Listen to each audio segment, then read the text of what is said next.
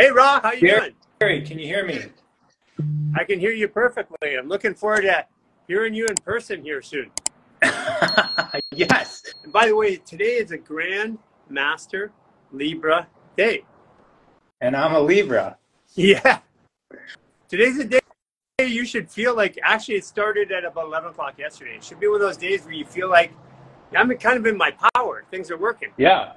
What were you talking about? I just joined on. I don't know if you've caught any of the Astro Mondays with Chris Wotecki, where he summarizes the week. Basically, 2 weeks ago, he says, this is it. The world's going into shit. People's personal issues are coming up like crazy. Personal pains, personal perceptual, mental, physical issues are coming up. And we have been flooded, and our feet is flooded. I've got this, I've got that, I've got this pain, I've got that pain. Let's talk about opening up our hearts on the feminine side to our emotional or spiritual side. Mm-hmm. Yeah. Because that's what you've been doing for years. Right. I actually like speaking to you because your work has a lot to do with it, but I actually like the concept that our ribs are like a cage, and in order to fully express through the heart, we must be able to basically flow through the cage that our body has caged around our heart, because a lot of the times we're protecting ourselves from all the stuff that we learned as a kid, or protecting ourselves from all the things that our parents said to us, or our teachers said to us, or the breakups that we've had. And that cage around us, we've hardened around our heart. And learning how to open up in the heart area is important for us to fully express yourself and to fully connect with others. And a lot of that has to do first with our physical body, because we do harden around us in our midsection, and a lot of the fascial maneuvers and the kriyas that I teach have to do with opening up the heart. And same thing with the breath. The lungs are what is a kriya? Because we're going to be doing one on the 21st at our event. I'm super excited about that. What is a kriya? Yeah, so a kriya, the word kriya in Sanskrit means to do. And it essentially means that we use breath work, movement, or some technique like chanting to do something within the body. And a lot of it has to do with energetic. So if we think of our body as a piece of technology, or an instrument rather is a better term, then we would use kriyas to tune our instrument so that we can better play this instrument to create music in our reality. And by create music, I mean create the life, create reality around us using this technological instrument that we call ourself. So what are we going to do? What does that look like on Saturday? So I usually don't plan things, so I can't tell you exactly, because it needs to be like it's like a feeling thing, right? Yeah. So once I get there, once I see what we're doing, once I talk to you guys, then I'll start to craft something. It's going to depend on the time that I have. It's going to depend on the amount of people, but it's most likely going to be moving the body, coordinating it with breath, and probably also voice. You know, and I know you use voice, but chanting, voice, it might be in English, it might be in some other ancient language, just using sounds. But a lot of that has to do with just transmitting the energy from the lower centers up into the higher centers. And this throat right here is a gate, right? So our diaphragm acts as a gate, and the throat acts as a gate as well. And those energies from our creative force, right, our sexual centers, our roots, in order for that to come up and for us to process and manifest out from our higher centers, it needs to pass through these gates. And the diaphragm's controlled by our breath, and the throat, the gate of the throat, is controlled by our voice.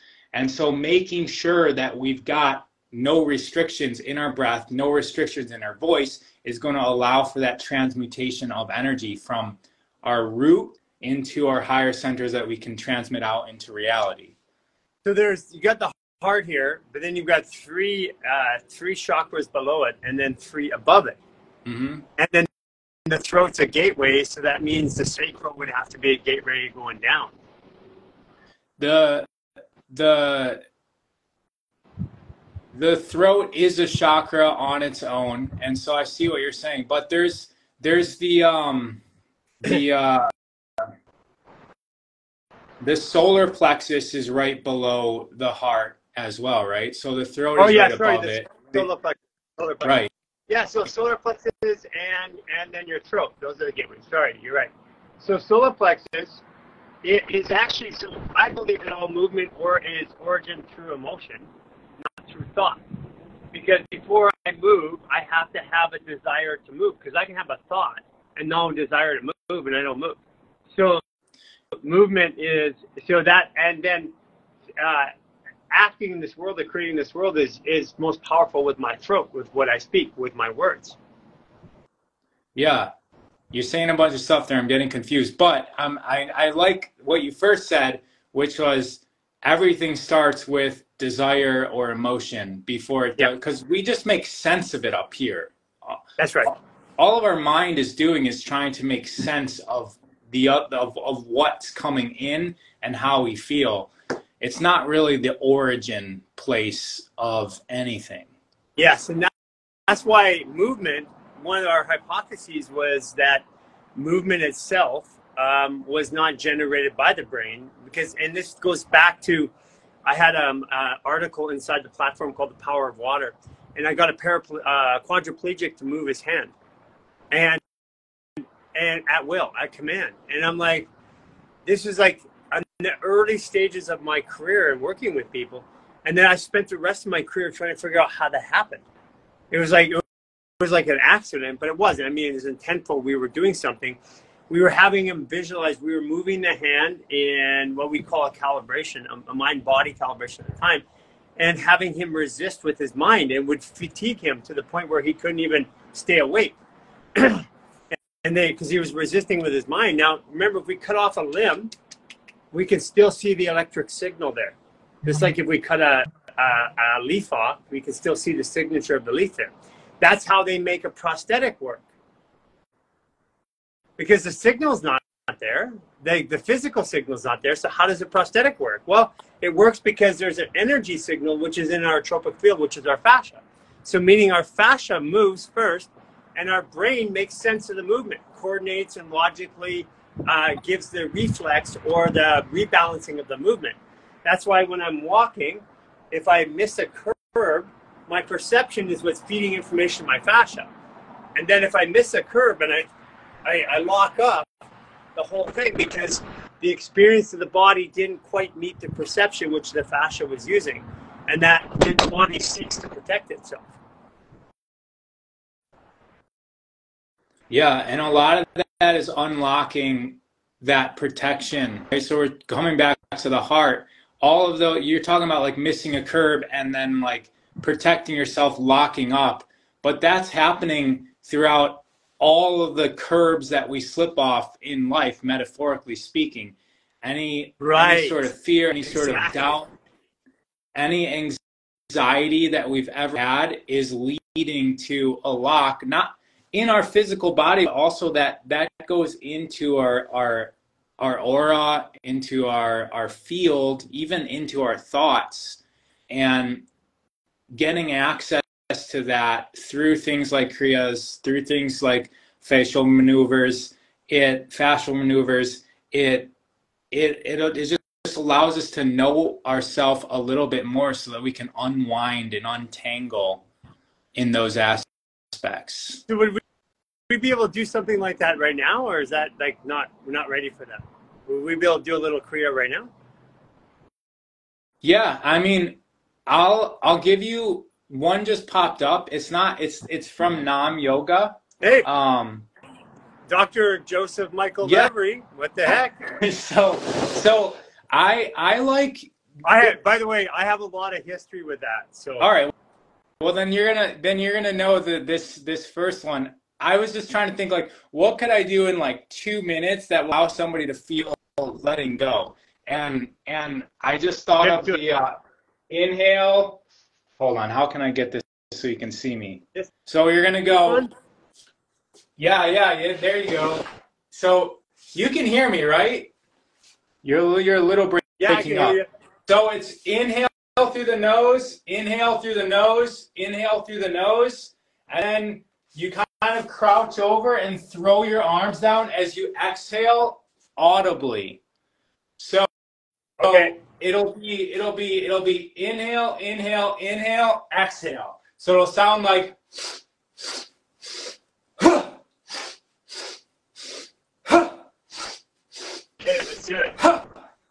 you got that? All right, so let me so we'll just do like 2 minutes. Okay, 2 minutes. Hey. I'll just wing it in my head. All right, so let's go, Gary. So inhale, inhale, inhale, exhale.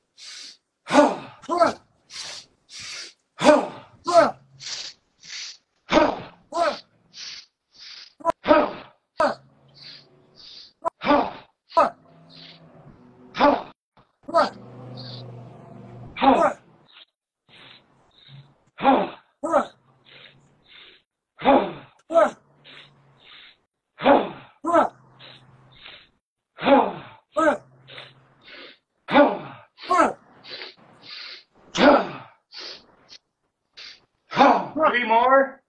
All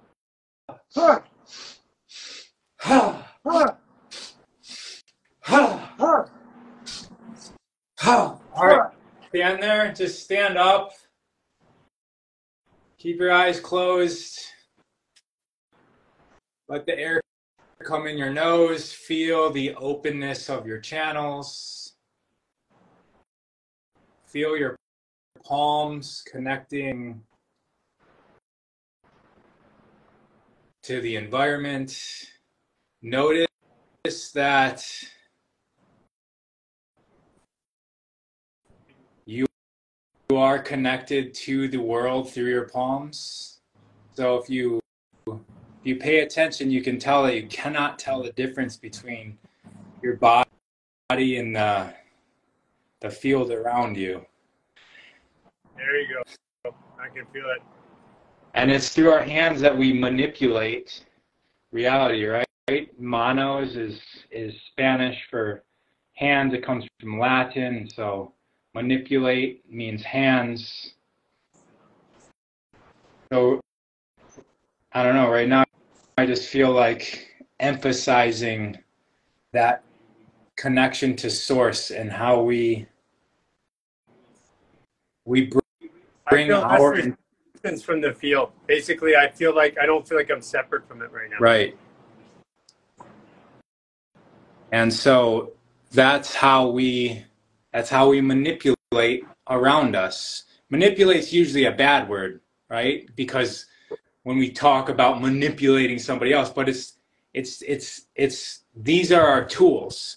Our hands are how we manipulate within this physical field around us. Even moving through space and time is manipulation of energy. So surprised that I knew Levery? Yeah. Well, not surprised, but I'm surprised and not surprised at the same time. So really powerful because in 2013, which is 10 years ago, this month, I opened up the Rubenstein Center upstairs as a place for people from Malibu to come that didn't want to come into Beverly Hills. We opened up a satellite upstairs in Nam Yoga. Oh, probably this month, probably like even this day, I would bet, since you brought it up. Oh, because wait. 10 years. Nam Yoga was the yoga studio downstairs in the Venice location? No. This is before Human Garage. I had the Rubenstein Center. All right. With Dr. Rubenstein, started in 2011, and we ended in end of 2013. That's when we ended our partnership. But what happened is that we had a Beverly Hills and Orange County clinic, and we needed to see patients who were coming from Malibu and further. And so we were looking for space to rent. We ended up renting out a Nam Yoga upstairs. And that was probably 10 years ago. I'm going to say probably to the day. Was it the same place on Fourth? On Fourth. Yeah, they're not there anymore. I think leases up. They went away. They didn't have a business model. So, I mean, they had a business model, but it was like, hey, give me all your money.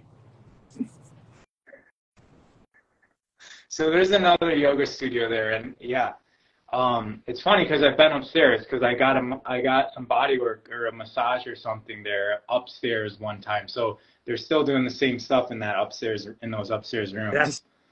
That's pretty cool.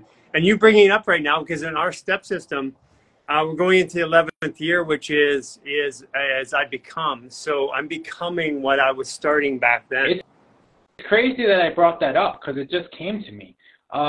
Because I normally don't use their techniques, but I know some of them. He's got a book and it's wonderful, and I used to love going to his master classes on Wednesday nights there. But that just came to me right now. So it's crazy that connection got linked. What's a Grandmaster Liber Day? It's to restore balance. And you know what? I think I learned a lot because I gave him a lot of help, but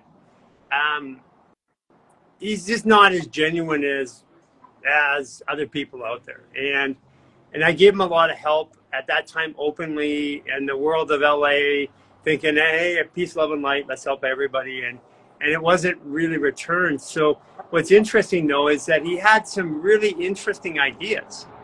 I shared it hurt me. I shared an unpublished scientific paper we had on our therapy right then. And he got his doctor to try to use it and then create a program out of it.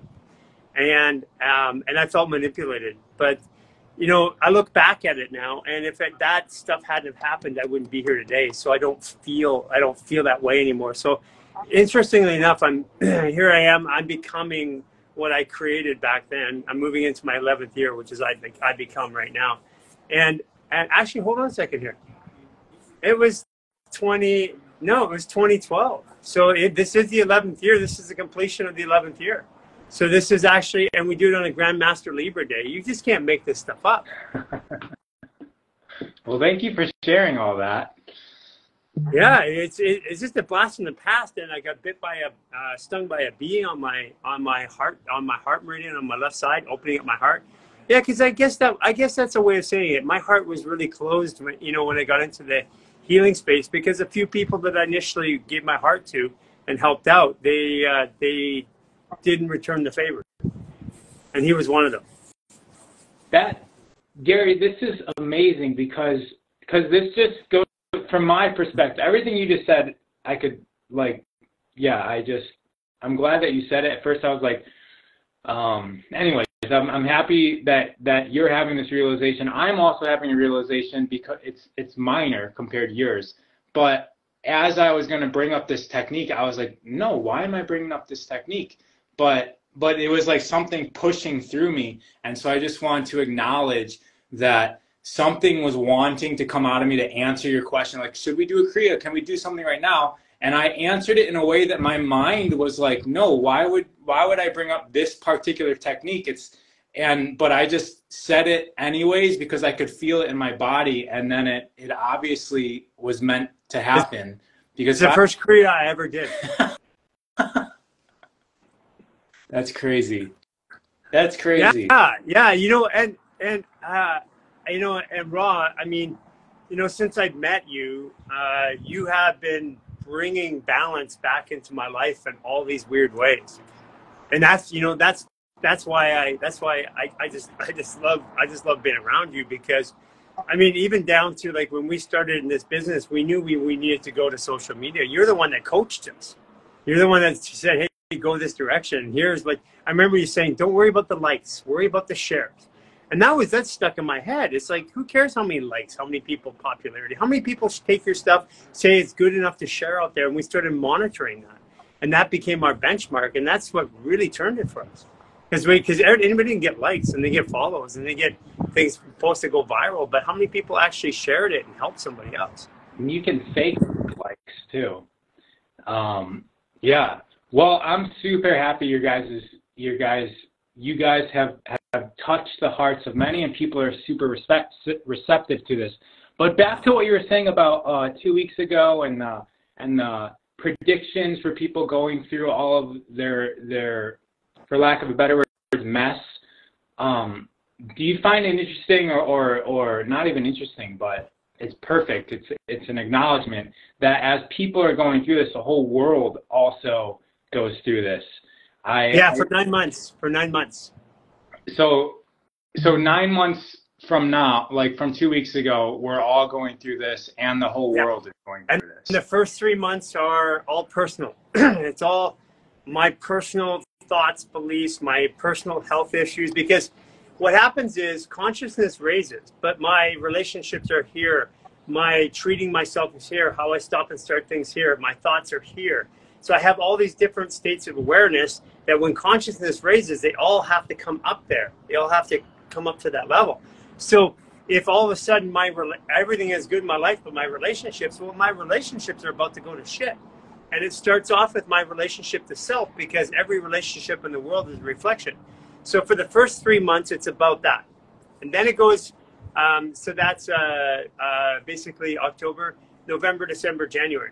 Then February, March, April, we go right through February, March, April, and that's all about my community, like the people around me, my work, how it shows up, and stuff like that. Because in the first 3 months, I'm in here baking this cake, you know, all the crap that I didn't do and all the stuff that I need to. And then that cake starts to show up in my world, like, hey man, you haven't taken care of yourself, or you haven't been here for like 3 months. We can't even have you work here anymore. That kind of thing. And then right after that, we go into the Grandmaster step where Pluto squares, I'm going to say Uranus, and that is right on the south node of Mars. So what that means is we go right into April. That is the same energy as the revolution in the United States, the exact same energy of the actual time of transformation. It's astrologically like a match. Yeah, 277 years ago. And that's this next coming year. That's the coming up. Yeah, that's coming up. That one starts in April. That's when we expect, like the last two Astro Mondays were like epic, because Chris is just in his prime and he's going, he says, you've never seen this before, because we have all three, like the American Revolution, World War I and World War II, those energies all happen in the next 3 months independently together. So this brings up cycles, right? And there's this whole theory that the world and our life, you even mentioned the 11-year cycles, that the world and even events that are happening in the world are continuously cycling. And there's been people that have looked through history and noticed that certain things or certain messiahs come to be, or they're born on the same date, or events happen on the same date. And that's where a lot of this science or this technology comes from. We use this every day. So this is a part of how we look at the human body. It's a part of how we look at the world. That's why when I talk to people, it seems like psychic forecast prediction, and actually it's just looking at a pattern. Like, for example, we're in 2023. So if you go back 12 years ago in 2011, the themes of your life would be the same around this time of year on October 2011. it'd be like I'm starting a new business or I'm not. Like right now, you're in transition. You're moving because you don't want to be necessarily where you are. So you're Airbnb-ing it while you're figuring out that next step. So probably in 2011, there was I'm moving, changing my geographical region, moving around. I'll be getting into a job or out of a job. I might be getting a new relationship or ending one. But 12 years ago today was something that was very similar to the theme of what's going on today. Can you pick that out? Yeah, I mean, there was a lot of stuff going on. I just started my gym a couple years before, but I do know that the next few years after that, there was massive transitions in where the gym was located and several relationships. So I'd have to moving your business around, which you're doing right now. Right.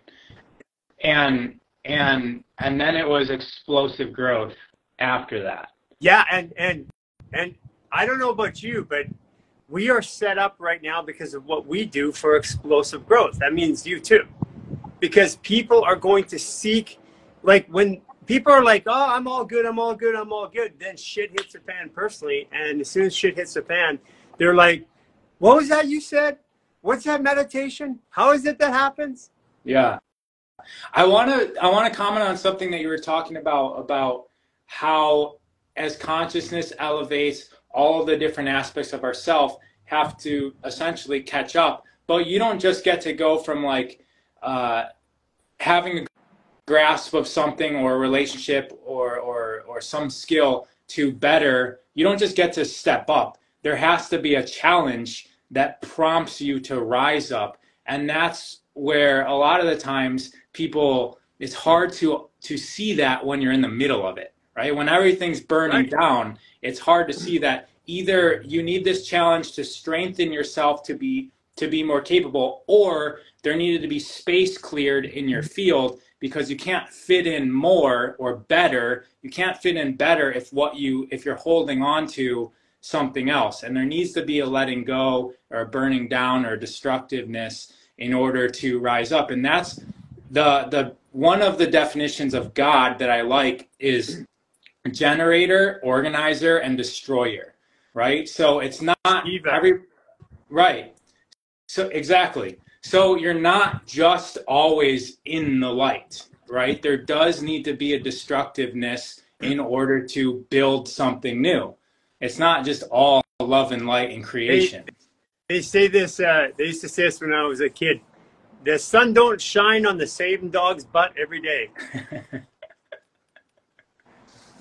Yeah, there has to be this destruction in order to recreate. And one of those destructive recreation cycles is 12 years. People are right now, the whole planet Earth has to have destruction. We've been thousands of years in this cycle of trying to figure out our own humanity and who we are. And I just firmly believe that we're just not humans. I mean, only 10% of ourselves are humans. So I believe that we have 90% of our cells are bacterial, viral, parasitic, and so we're just basically a government over top of all these other cells and activities, processes, and the humanity in us is just a government, and that's coming to reckon right now because we're being brought to say, well, maybe we're just not solid. Quantum physics is here. So then what are we? Well, how come I can touch stuff? How come this feels solid? It feels solid. It feels real. And then all the programming that went with us to keep us, because we are light, we are spirit. I mean, even in our bodies, we're photonic. So that means that we are literally light. I wanted to look up the article, but I can't right now. But the word is holobiont. Yeah, holobiont. Yes. Holobiont means a collection of entities that make up one entity, and that's what humans are. We're not. If you took everything, so Garry just said that there's a lot of bacteria. There's more non-human things inside of us than we have human cells, and those non-human bacteria, there's non-human entities actually make us human. They're necessary for our consciousness, our thought patterns, for our digestion, for our emotions. So what we know of as I is actually a collection of entities. And that begs the question, because every single one of our cells inside of us has its own consciousness or autonomy. It eats, it excretes, it defends itself, it has awareness to a degree, it lives, it dies, and it has a job to do just like we do. So, and a cell in its own is also a collection of little parts like mitochondria, and there's all the little parts of a cell that the cell is governing, right? And then we are governing all of these trillions of cells that we're managing. And then that begs the question is, are we part of a collective entity? We are. Right. We are. It's like because what happens, as you know, inside the cell happens in the universe. There's more space in between. We are the perception, but every cell is autonomous in itself. It creates its own power. 1.4 volts per cell on a voltage meter, which you can measure with a voltage meter from your store if you have the right equipment. And that means with 50 trillion cells, we have 70 trillion volts of electricity. It makes us a damn lightning bolt, like literally. And what's interesting though is every cell is autonomous on its own, but what it does in cooperation, it gives up its autonomy to beat to a central drum. And that beating to a central drum is the narrative. This is why programming, they even call it programming. You watch TV, it's programming. That's why they call it programming, because it is programming your collective by what you eat. Now, not just physically what you eat, but what you consume is a better way to saying it, because eating has a reference to food. And I know this is all stuff you know. I know that. We're just having this conversation between us so everybody else can hear it. The beat, right? That's your heart. Coming back to the heart, and that your heart is a resonator, right? It's an electromagnetic resonator that all of the cells within our body are listening to, and then also even exterior to our body, other people are influenced by our heart's frequency, and the people with the strongest alignment have the most influence. So we can either be influenced by other people, or we can be the ones influencing. And the difference is the alignment. Are we in alignment with our thoughts, our emotions, and our actions? Because if every single day we're thinking one thing and doing something else, our field is a little bit disruptive. It's inharmonious. It's not strong. But if you're thinking and feeling the same things that you're doing, if you're doing 16 hours a day, what you love, right? What you're passionate about, what you're thinking about, if you're in track with that, you're going to be very influential within this field of reality. And that's what we call holding our frequencies. So we talk about this, especially in the peace, love, and light world, which is so disingenuous, by the way.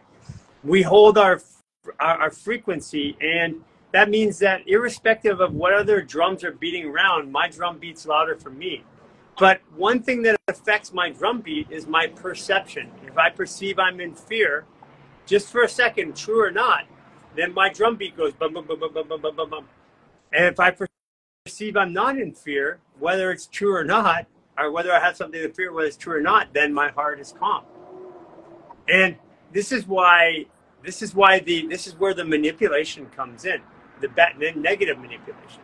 And this is why doing what we're doing is positively manipulating. Like when I watch your channel, I'm hearing all the positive manipulation. I'm choosing to be manipulated by the information because I want that in my life. I don't want the stuff that I have, which is fear, obligation, doubt, anxiety, stress. I don't want that anymore. I grew up on that stuff.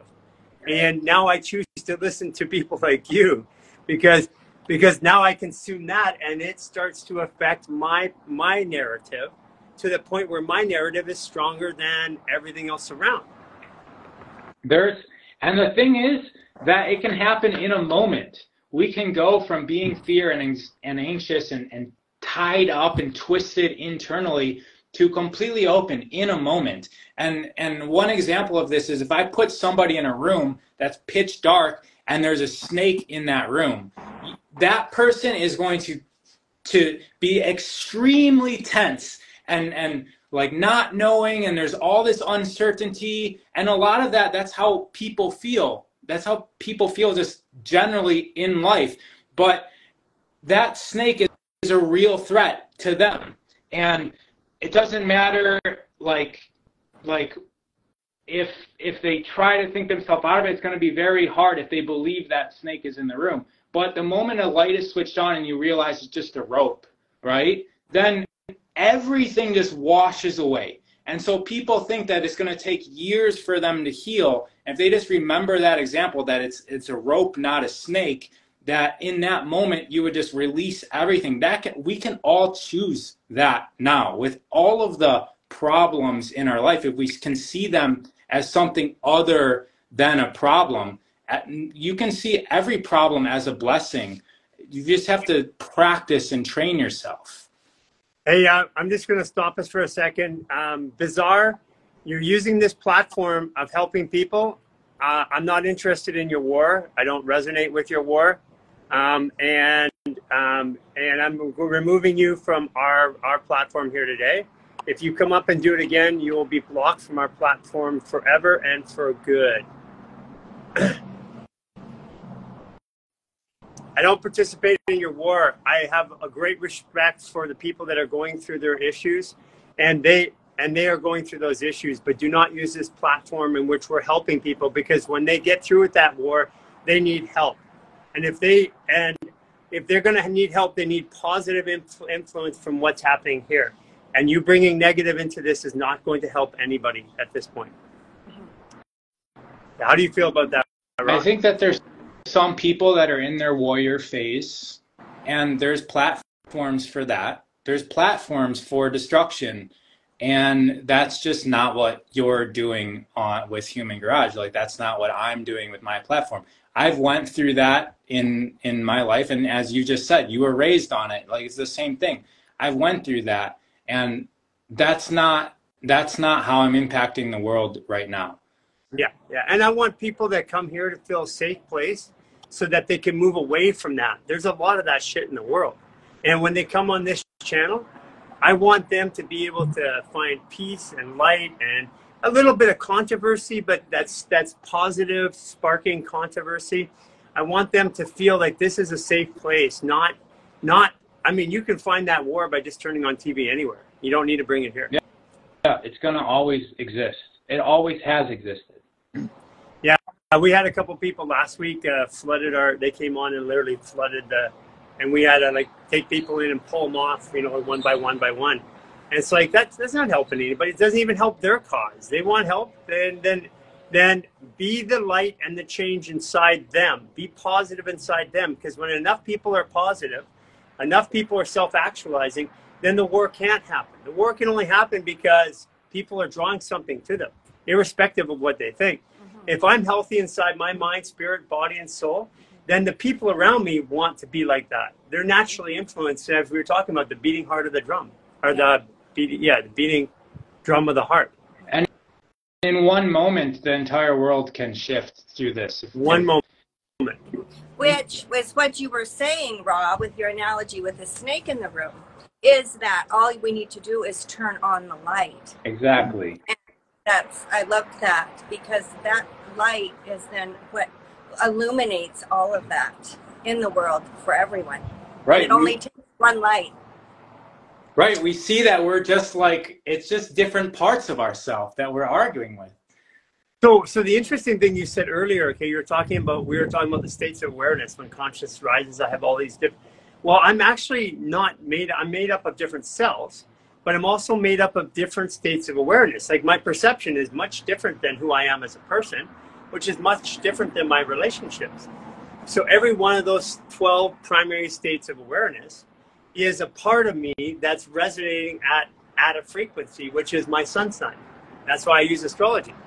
Because if I can't I can't be any greater than my sun sign, but my sun sign's influenced by all of these other things, my perceptions, how I stop and start things, how I have relationships, how I deal with karma, how what guides me in this world, what my thoughts are, how I open up and what I open up to, what my emotions are. These are all different components that make me into who I am.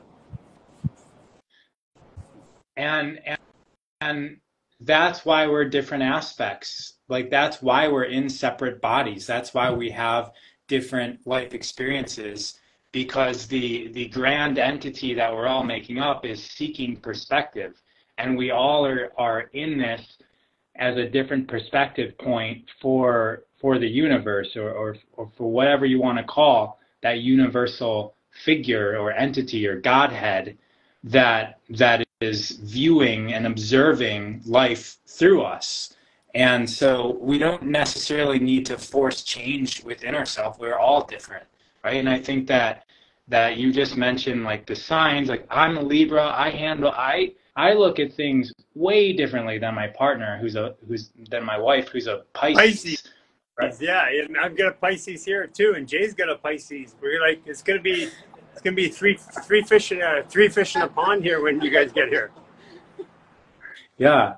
So I mean, I think that the start of cooperation is not trying to change others, because that's the easiest. It's almost like the immature version of a teacher is to try to influence others to be like ourselves, when we need to realize that we're all different, and how can we uphold each other to the greatest expression of who we are, and not so much try to make everybody else like us. Hey, do you want to take a few questions from audience? Sure. Yeah. Let's Maura Schultz. Let's go with a Gemini from Northern California. Let's see her come up. Maura Schultz. I think she's there. Come on, Maura. Come on, little Maura. So, what's interesting is the timing in which all of this stuff is happening right now. Because this is like you said, this is 12 years ago, you were in this uprising of who you were, of your business, or basically your way of presenting to the world, right? Mm-hmm. And now here you are again, right? I'm trying to think exactly when I moved into my new gym. It was around then, yeah. But the thing is as we evolve, right, as we go through all the different aspects of the 12 years, right, we learn a lot about ourselves in many different ways, and then we do that recycle, right? We go through the same scenario, same-ish scenario, but now we've got the integration of the last cycle and all of our previous cycles. So we've got enhanced perspective to go through another cycle. And that's the key, is that we learn as we go through the experiences, so that when we re-go through them, we use the lessons that we got the last time. And if we ignored the lessons last time, then we get to go through the same exact lesson. This is why it's tricky, because astrological days each year are different, because our calendar is different. Our calendar has been changed.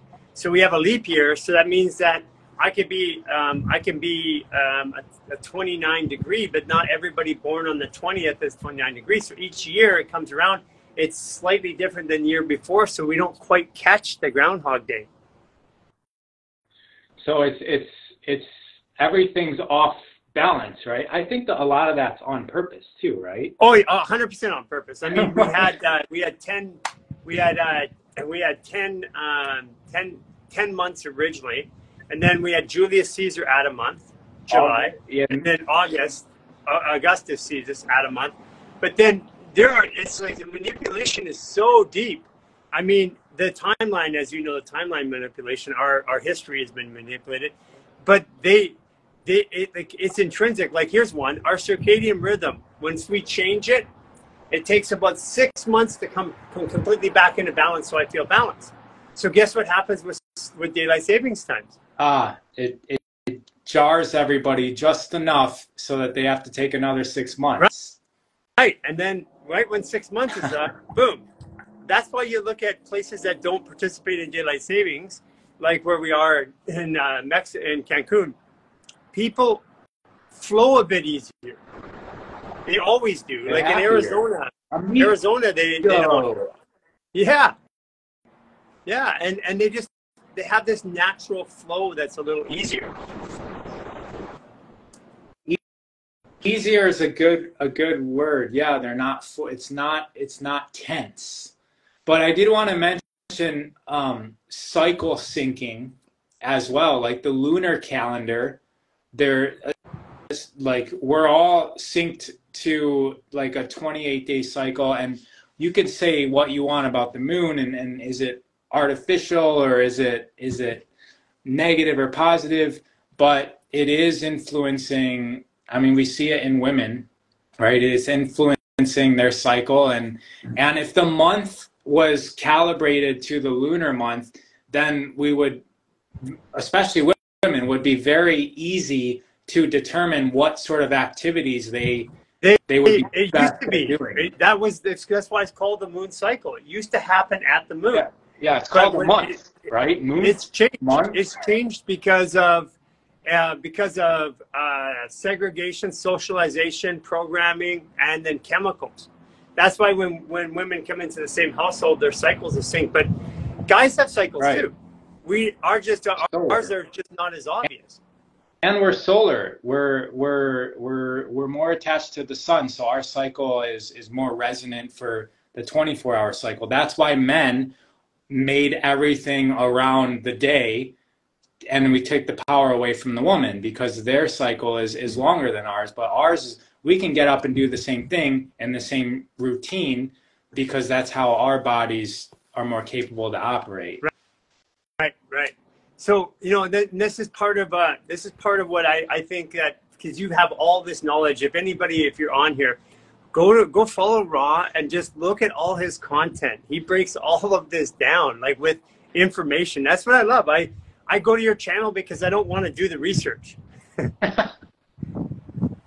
And you invariably have done the research. And you don't take things just for the way they are. You actually dig into them and figure them out. Making connections, right? Which I think that we all get to do as our own individual scientists. Like the original science was observing, right? Just observing, experiment and observe. And we can all do that with our life and with the information that comes into our life. And we really gain wisdom when we start making the connections between the certain truths and kind of like being open-minded, as opposed to just thinking that things are the way they are. It really takes an open mind to discover something new. And there's so much things that we can be open-minded about. Even like you mentioned, physical reality. Is it a real thing? Like we feel it is and we can observe it is, but it may also be non-physical. And what does that mean? Right. Well, just because if we're both having a non-physical reality, it's going to seem physical. I was going through here. I was trying to find. I tried to bring up a couple of people, and for whatever reason today, I guess it's not letting me. So maybe that's the way it's supposed to be. So let's talk about a couple of things to finish off here. You got a podcast coming up, which people should be really interested in. Tell them a little bit. Is a podcast, and that database is going to have different subjects relevant to the human being. So I bring on 5 subject matter experts. I ask them the most popular 5 questions of that subject, and I'm compiling a database of all different subjects. So we started with testosterone, so there's the interviews going out with testosterone right now, but then it's going to be hair, and then light, and then earthing, and relationships. I'm gathering 5 subject matter experts, asking them the same 5 questions, and then we get a varied perspective of the answers to those questions. And my hope is that I'm able to start churning these out and getting more and more and more subjects produced faster. That's how I'm going to scale. So if somebody is looking for that, and they're a subject matter expert, and they're looking for that, Would they, should they contact you if they're a subject matter? Or do you have topics that you're specifically looking for? Yeah, I do have like the first 10 topics laid out. But the thing is, if anybody knows a top subject matter experts in any field, then reach out to me. If they can get somebody who'd be interested in being on my platform, because if I've got a top person, then I can fit in people around that. So if anybody knows somebody, or if anybody is one of these people anything having to do with humans, right? Like, I'm not really getting into like how a generator in a car works right now, right? So I'm not really interviewing that sort of life. I'm trying to stay within the human realm, at least to begin with. Well, you know, the generator in the car was designed after the generator in the human anyway, so. Yeah, we can always make the link. Technology is based off of us, all of it. Okay, so, and then coming up on Saturday, we're going to be starting, and we'll talk about timing and that when you get here. You're going to be here later on this afternoon, so we'll be able to shoot some video and send it out. But we're going to be starting with Kriya, and opening everybody up, getting them in a new thought process before we start the fashion maneuvers. So, and we're going to be doing this at 29 Palms. So if you haven't got it yet, go to the link in the bio and go to our events page, and you can find it there. And Ra, you're going to be hanging around and talking to people. I know a lot of people are going to want to talk to you. So you're going to be hanging around and talking to people in person, right? Yes, of course. And if anybody's within like a 5-hour driving distance, people are reaching out to me saying they're flying in for this event. So if any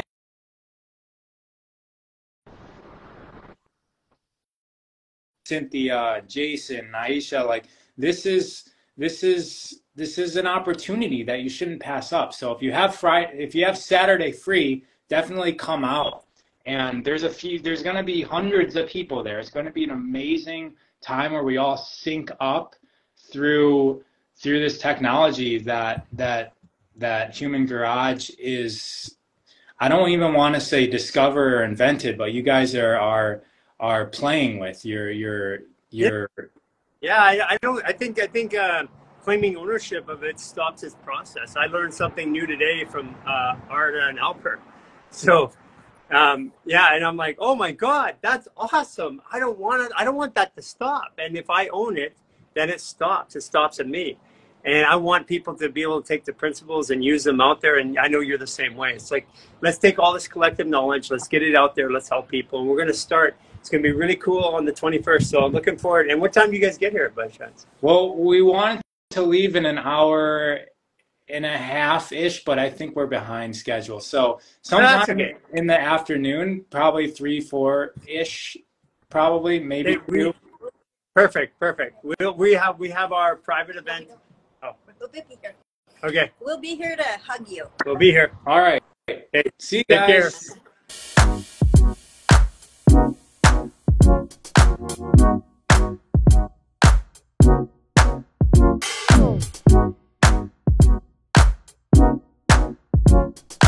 care.